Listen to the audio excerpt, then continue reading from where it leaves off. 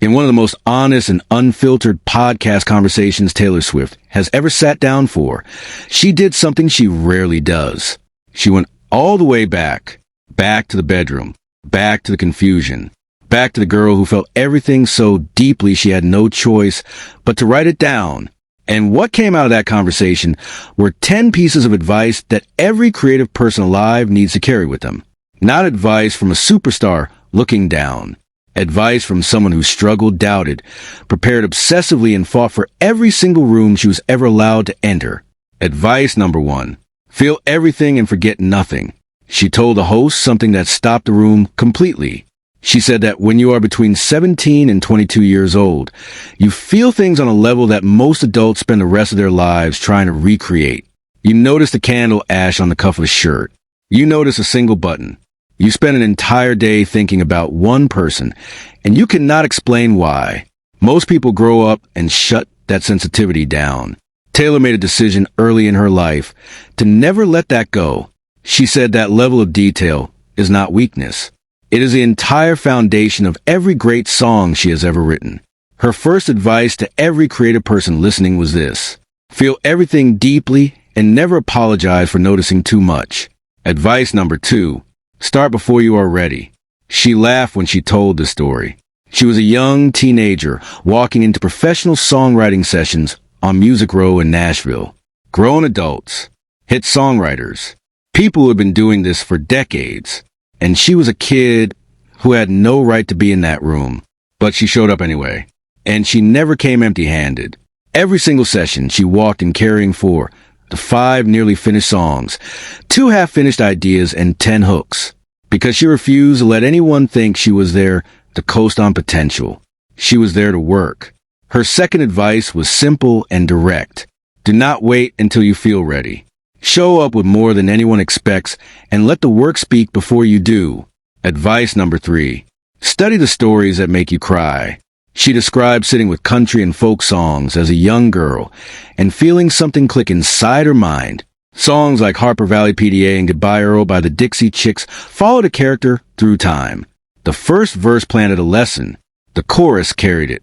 The second verse showed the same character years later, and suddenly that exact same hook meant something completely different because she had lived more her life. Then the bridge took everything further. And if the songwriter was truly great, they brought back the very first line at the very end, and the entire room fell apart. She told the podcast host that she studied those structures the way other people study textbooks. Her third advice was to find the songs that broke your heart and sit with them long enough to understand exactly why they worked. Advice number 4. Learn how to twist a phrase until it cuts. This is where she leaned forward in her chair. She talked about emo music, Dashboard Confessional, Fall Out Boy, Pete Wentz. She said these writers did something that changed the way she thought about language forever. They took ordinary phrases that everyone had heard 1,000 times, and they twisted them just enough to make them hurt in a completely new way. Drop a name. Break a heart became drop a heart. Break a name. 2 words in a different order, and suddenly the whole line was alive. She would finish reading a lyric and just sit there. She told the host she had no other words for it, except that it stopped her cold every single time. Her fourth advice was to take the phrase everyone already knows and find a version of it that nobody has dared to say yet. Advice number 5. Protect your perspective like it is everything. She got quieter when she talked about this one. At 14 years old, she was signed to Sony by a man named Arthur Buenahora, who told her that her perspective mattered. And her very first response was to ask him to please hold her songs and not pitch them to other artists. She was 14. She already understood something that most adults take decades to learn. The way she saw the world was the one thing nobody could take from her and nobody could copy. She asked for time to protect it. Her fifth advice was delivered slowly and with total certainty. Never give your perspective away cheaply. It is the only truly original thing you will ever have. Advice number 6. Make yourself part of the story. She smiled wide when she talked about Nashville. There was a tradition there that she fell in love with the moment she arrived. The act of breaking the fourth wall. Of letting the writing of the song become part of the song itself. In Tim McGraw, she sang about a love she had lost, and then revealed in the bridge that she had written this very song hoping he would one day hear it. In our song, the final line was, "I grabbed a pen and an old napkin and I wrote down our song."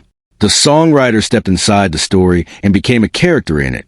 She told the host she still loves doing that.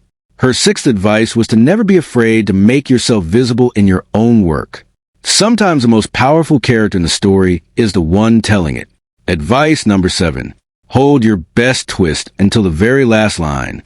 She said her favorite moment in her entire songwriting career is the ending of the last great American dynasty. She spent the whole song telling the story of a real woman in history who defied every social norm, drove people to madness, and had a marvelous time doing it. She described the house on the coast. She described the chaos and the freedom. And then in the final line, she revealed that she had bought that exact house. The entire song shifted meaning in one single sentence. She told the host that every time she sang that line on tour, she had to physically stop herself from grinning from ear to ear because she loved that twist so deeply.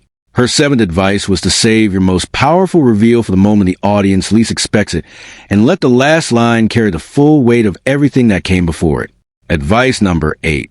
Love your work before anyone else does. She was completely unashamed when she talked about the Reputation album. She told the podcast host directly. She loved it. She knew what she had done. She did not need anyone to validate it. Years passed. People slept on Ready for It. People slept on Getaway Car. And then 6 or 7 years later, the world arrived at exactly the place she had been standing all along. She was not bitter. She was patient. Her 8th advice was delivered without any hesitation at all. Trust your own judgment about your best work. Love it first. Love it loudest. The right audience will always find their way to something that is truly alive. Advice number 9. Record every single idea the moment it arrives. She pulled out her phone on the podcast and explained something that surprised the host completely. She has no social media on that phone. When it looks like she is endlessly scrolling, she is actually scrolling through a private file of words, phrases, lines, and ideas she has been collecting for years. 3 in the morning, in the middle of a conversation, in the back of a car. The moment something arrives, she captures it immediately. She records voice memos during every writing session because she writes so fast in her best moments that she cannot remember a melody from 2 minutes earlier. Her 9th advice was the most practical one she gave. Record at the moment it arrives. The best ideas do not slow down and wait for you to be ready. Advice number 10. The bridge is where you finally show what the whole painting was always meant to be. She saved the deepest one for last. She described a song like a painting. The verse lays down the first brushstrokes. The chorus gets to the heart of color and the feeling. But the bridge is where you walk 20 feet back from the canvas and finally see what the entire piece was always supposed to make you feel. She and her closest collaborator, Jack Antonoff, created something they called a ramp bridge. Pure emotion poured out without restraint or structure. Stream of consciousness. Intrusive thoughts blended with metaphor. Shouting blended with tenderness. Cruel summer. Out of the woods. Is it over now? Those bridges were not sections of songs.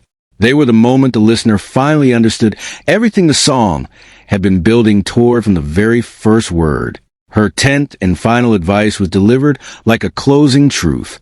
Never treat the bridge as an afterthought. It is the painting. Every verse and every chorus that came before, it was simply preparing the listener to stand in front of that moment and feel everything at once.